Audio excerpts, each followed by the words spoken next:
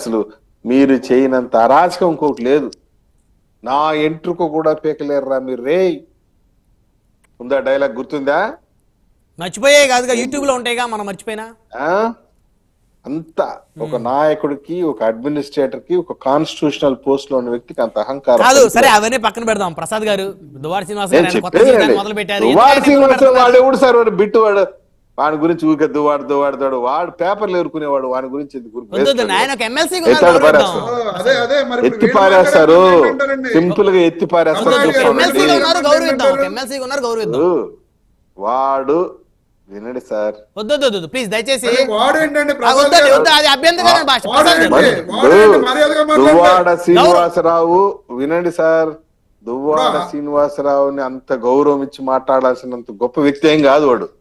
మా నాయకుని ఎటు పడితే అటు మాట్లాడాడు. మీరు మాట్లాడతారా రేపు? అబ్బా పవన్ కళ్యాణ్ అనరాని మాట్లాడినాడు. అచ్చెన్నాయుడు గారిని అయితే బండబూతులు తిట్టాడు. రా కొట్టుకుందాం అని కూడా పిలిచాడు. సరే ఇంకా చట్ట ప్రకారం చేయండి, ఏది చేసినా చట్ట ప్రకారం చేయండి, కానీ చట్టాన్ని చేతిలో తీసుకోకుండా చట్ట ప్రకారం. మరి మేము అదే కాదు చెప్తాను, చట్ట ప్రకారం కదా నీకు 41 నోటీస్ ఇచ్చాము. నీకు ఘన సన్మానం చాలువ కప్పాలన్నా పోయి చెప్పండి సార్. నువ్వు జగన్మోహన్ రెడ్డి గారు మాట్లాడితే ఒక మాట అంటాడు, మీకు తెలుసు లేదు. బంతిని గోడ కేసు కొడితే అంతే వేగంగా రిటర్న్ వస్తుందని చెప్పి ఇప్పుడు గోడ కేసు కొట్టినావు, ఇప్పుడు రిటర్న్ వస్తుంది. బంతి ఎవరు ఇక్కడ? తప్పకుండా త్వరలోనే మీకు కూడా అలాగే రిటర్న్. వాళ్ళు కూడా అదే అనుకుంటున్నారు, మేము బంతులే మమ్మల్ని ఇసి బలంగా కొడుతున్నారు, మేము మళ్ళీ వెనక్కి వస్తామని. ఇప్పుడు ఇంకేంది జగన్మోహన్ రెడ్డి అయిపోయింది కథ. జగన్మోహన్ రెడ్డి సార్, అంతకంటే ఎక్కువ పోరాటాలు జగన్మోహన్ రెడ్డి వినండి సార్, వినండి రమేష్ గారు, మీకు ఏదైనా కొద్ది గొప్ప, ఎందుకంటే మీరు పార్టీకి అధికార ప్రతినిధిగా ఉన్నారు. టీవీ డిబేట్లు వచ్చిన తర్వాత డిఫెండ్ చేయాలా, అది తప్పదు. రాసి పెట్టుకోండి, జగన్మోహన్ రెడ్డి ఎరా ఇస్ క్లోజ్డ్.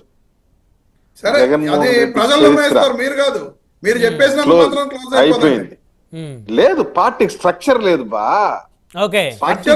గ్రామీణ ప్రాంతంలో స్ట్రక్చర్ లేదు. మీరు మాట్లాడేది నాకు అర్థం కాదు. అయిపోయింది కథ. రైట్ సమయం లేదు వచ్చేసి. వివేక్ గారు, ఏంటి జనసేన పార్టీ ఆఫీస్ మీద గతంలో దాడి చేశారని, అదేవిధంగా జనసేన అధినేతను ఇష్టానుసారంగా ఇచ్చారని చెప్పి ఇచ్చిన ఫిర్యాదు మీద ఇప్పుడు ఆయనకు నోటీసులు అందాయి. సో ఇక ఆయన అరెస్ట్కి రంగం సిద్ధమైందని అనుకోవాలా, లేకపోతే ఏంటి వివేక్ గారు? అంటే రెడ్ బుక్ గురించి చాలా సందర్భాల్లో చెప్పడం జరిగింది.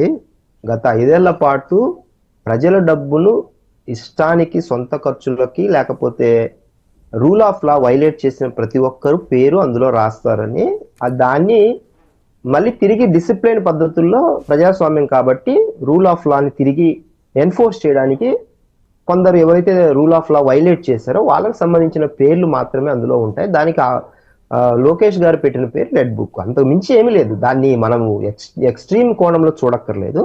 అయితే దాని ప్రకారం డిసిప్లైన్ గా ఎవరైతే ఒక ప్రజాస్వామ్యంలో నిజంగా అందరికీ భావ ప్రకటన స్వేచ్ఛ ఉంటుంది, అది ఎంతవరకు ఉంటుంది, దానికి ఒక లైన్ ఉంటుంది. మన ఇంట్లోకి వస్తాము, లేకపోతే ఇంట్లోకి వచ్చి తిడతాము, తంతాము, లేకపోతే బహిరంగంగా ఎంత మాట పడితే అంత మాట అంటాము, లేకపోతే హేటెడ్ స్పీచ్ ఇస్తాము, లేకపోతే నోటితో ఉచ్చరించలేని అబ్యూజివ్ లాంగ్వేజ్ వాడతామంటే కుదరదు కదా. నేను అనేది అది. ఇప్పుడు ఇందాక వైసీపీ సార్ అన్నారు, జనసేన వాళ్ళు కూడా లకారాలు మాట్లాడారు. ఇప్పుడు మళ్ళీ ఒకసారి ఓపెన్ ఛాలెంజ్ చేస్తున్నా, మీరు అనుకోకుండా మా అంతటా మేముగా గత 5 ఏళ్లలో ఎప్పుడైనా మొదటగా మేము మాట్లాడి ఉండింటే ఒక్క రికార్డు చూపించండి, నేను రాజకీయాలు వదిలేస్తా.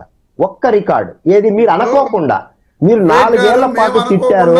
ఆగండి, మీరు చేశారు కదా, ఆగండి ఒక నిమిషం ఆగండి. మీరు మాట్లాడారు కాసేపు,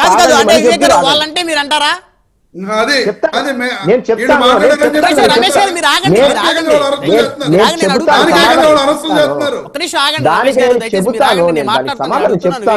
అని మీరు అంటే అంటారని చెప్తాను, దానికి సమాధానం నాకు తెలుసు, ఆ మాట వస్తుందని. ఇప్పుడు కాదన్నా, మీ దగ్గరకు వస్తా, మీరు వైసీపీ ప్రతినిధే కదా, మీ దగ్గరకు వస్తా, రోజు మీ ఇంటి ముందర లేకపోతే నీ ఎదురుగా వచ్చి నిన్ను నాన్న, నీ తల్లిని, చెల్లిని, అమ్మని అందరినీ తిడతా ఉంటానా, అందరికి వినపడేటట్టు 4-5 ఏళ్ల పాటు రోజు వచ్చి తిడతా. ఒక రోజున రెస్పాండ్ కావా? ఏందిరా నా అలా, ఏంది నీ కథ అని రెస్పాండ్ కావా? అవుతావు లేవా? అంటే నువ్వు మనిషివి కాదా? చీము నెత్తరేమి ఉండవా నీకు? ఉంటాయి కదా అంతో ఎంతో. మాకు 3.5-4 ఏళ్ల పాటు మీరు అన్నారు, ఒకేసారి మేము ఒకేసారి మా అధినేత గాని మేము గాని రెస్పాండ్ అయినాం. అంటే మాకు పౌరుషం వస్తుంది, మేము పద్ధతిగా నిజాయితీగా ఉండే వాళ్ళని మీరు అంటే ఎవరికైనా కోపం వస్తుంది. సో అందువల్ల స్పందించింది తప్ప మళ్ళీ తర్వాత 1.5 సంవత్సరం మేము క్వైట్ గానే ఉన్నాం. మీరు ఎంత తిట్టినా సభల్లో వదిలేసినాం. ఇంకా పిచ్చోళ్ళులే మిమ్మల్ని రోడ్ల మీద వదిలేసినట్టు మీ ఇళ్లలో వాళ్ళు మిమ్మల్ని అలా వదిలేసినాం మేము కూడా. అయితే ఇందాక ఇంకొక మాట కూడా అన్నారు, బిర్యానీల గురించి, తర్వాత పలావ్ గురించి మాట్లాడారు. పలావు బిర్యానీ ప్రజలకు మీరు పెట్టద్దు, ప్రజలు పెడతారు మీకు పలావులు బిర్యానీలు. ఎంత ఎటకారం మీకు, ఇంకా ఓడిపోయినా కూడా బిర్యానీలు పలావులు ప్రజలకు ఇస్తారా మీరు? అంటే అంత లోకుగా కనిపిస్తున్నారా మీకు ప్రజలు పలావులకు బిర్యానీలకు? నో, ఆయన నిజంగానే చెప్పినాడు. ఆయన మనసు అలాగే ఉంది.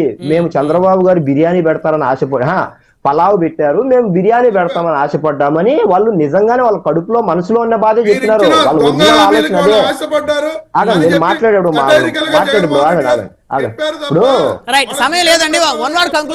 ఆయన ఆపండి సార్, ఆయన ఆపండి. ఆయన నేనే ఎందుకంటే ప్రతిపక్షం నుంచి ఒక్కరే కాబట్టి మరి వారి గొంతుని నేను మధ్యలో వస్తే నా వాయిస్ నాకే వినపడుతుంది కదా, డిస్టర్బ్ అవుతుంది. ఇప్పుడు గత 5 ఏళ్ళ నాకు వాయిస్ బ్రేక్ అవుతుంది మాట్లాడితే. ఇప్పుడు దువ్వాడ శ్రీనివాస్ గారిని ఏం చేయబోతా ఉన్నారు? ఆయన్ని క్షమించి వదిలిపెట్టే పరిస్థితి లేదా? నో, ఎలా క్షమిస్తారు? ఇప్పుడు చట్టం ఎవరికి చుట్టం కాదు కదా. నేను అనేది అదే, ఎలా క్షమిస్తారు? నోటికి ఇప్పుడు చెప్పు చూపించాడు, ఒరే నేనే అన్నాను అని భాష మాట్లాడాడు అందరి ముందర. అలాంటి వాళ్ళని ఎలాగా మరి వదిలేస్తాము? మాకు మనోభావాలు ఉంటాయి కదా, మాకు చీమునెత్తురు ఉంటది కదా, ఉండదా? అలా మాట్లాడి వదిలేసిన వాళ్ళని ఓహో ఇలా మాట్లాడితే వదిలేస్తానని రేపు ఇంకొక 10 మంది 100 మంది 1,00,000 మంది తయారవుతారు. అప్పుడు సమాజం ఏమవుతుంది? అండర్స్ క్రియేట్ అవుతుంది కదా. ఇప్పుడు ఆయన కొత్త జీవితాన్ని ప్రారంభించారు కదా వివేక్ గారు, మరి ఇప్పుడు ఆయన్ని ఇబ్బంది పెడితే ఎట్లా అనేది ఏంటా ఏమన్నారు? కొత్త జీవితాన్ని ప్రారంభించారు కదా వారు. ఇప్పుడు ఆయన జగన్ గారు చెప్పినట్టు నాకు సన్మానము ఏదైనా చేయాలా, సన్మానము ఏదైతే శాలువ కప్పాలి నాకు అని అన్నట్టు చెప్పాలని చెప్తున్నారు మీరు. కొత్త జీవనాన్ని ప్రారంభించే శాలువాలు సన్మానాలు ఏమైనా చేయాలనా? ఎట్టేటా తిట్టినందుకు, తిట్టించుకునేందుకు సన్మానమో గిన్మానమో అన్నాడు కదా మన ఆయన కూర్చున్నాడా వేదిక మీద. నేను ఇంత మంచి చేసినాను, నాకు ఇంకా సన్మానం చేయాలా? ఏం మంచో ఏందో అట్టుంది. ఈయన కొత్తగా జీవితాన్ని ప్రారంభించే పతివ్రత లేకపోతే ఇది శుద్ధ పూస అయిపోతాడా ఎట్టేటా? నాకు అర్థం కావట్లే. కొత్తగా ఏమన్నా మొత్తం అంతా ఒక కొత్త చర్మం ఏమైనా తోడుకుంటాడా? కొత్త నాలిక ఏమైనా కనిపించుకొని వస్తాడా? లేకపోతే గత నాలిక నాది కాదని చెప్తాడా? అట్లా కుదరదు కదా, అట్లా కుదరదు. అది అసలు అది ప్రొసీజర్ కాదు. అది మేము పద్ధతిగానే 5 ఏళ్ల పాటు రాజకీయాలు చేశాము, పద్ధతిగానే ఉన్నాము. మమ్మల్ని ఎంత ప్రొవోక్ చేసినా కూడా మేము క్వైట్ గానే ఉన్నాము. ఇంకొక అంశం ఫైనల్ కంక్లూడ్ చేయండి. వైసీపీకి చెందినటువంటి ఇంకొంతమంది నాయకులకు కూడా నోటీసులు ఇచ్చేటువంటి పరిస్థితులు దగ్గరలో ఉన్నాయి అనే చర్చ జరుగుతూ ఉంది. అది వాస్తవేనా? ఆ పార్టీ సంబంధించిన అధికార ప్రతినిధులు కూడా కొంతమంది గతంలో ఎవరైతే బ్యాలెన్స్ తప్పి మాట్లాడారో వారి మీద కూడా వేటు పడనుంది అనేది ఈ దువ్వాడ గారికి నోటీసులు ఇచ్చిన దగ్గర నుంచి డిస్కషన్ జరుగుతుంది. ఆ డిస్కషన్ లో నిజం ఉందా? మాకు అభివృద్ధి సంక్షేమం 2 పట్టాలు అయితే 3వ పట్టా ఒకటి వేసుకున్నాం సపరేట్ గా ఇలాంటి వాళ్ళందరికీ. ఆ పట్ట నిరంతరం 5 ఏళ్ల పాటు జరుగుతూనే ఉంటది. అది సపరేట్ గా వెళ్తూనే ఉంటది. పోలీసులు దాని మీద అది నిరంతర ప్రక్రియ, ఇది 5 ఏళ్ల పాటు జరిగే ప్రక్రియ, ఈవెన్ మేమైనా సరే.